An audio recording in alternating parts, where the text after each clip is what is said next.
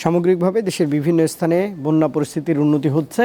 বৃষ্টি ও উজানের ঢল বন্ধ হওয়ায় নতুন করে কোনো এলাকাই প্লাবিত হয়নি। এর মধ্যে চট্টগ্রাম, হবিগঞ্জ, সিলেট, খাগড়াছড়ি ও কক্সবাজার জেলা থেকে বন্যার পানি নেমে গিয়ে বর্তমান পরিস্থিতি স্বাভাবিক রয়েছে।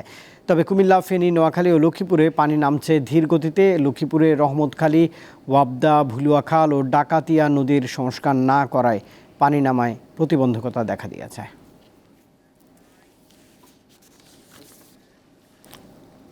রাস্তাঘাটও শুকিয়ে যাচ্ছে, কিছুটা শুকাতে শুরু করেছে। তবুও কিছুটা যেগুলো একটু নিচু এলাকা, এগুলাতে হালকা পরিমাণ পানি আছে।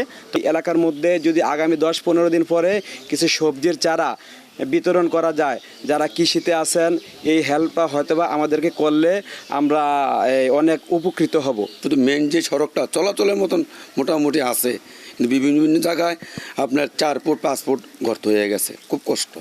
আর গ্রাম অঞ্চলে যে ভারী রুটগুলো আছে এগুলো চলাচল করাই যাচ্ছে না।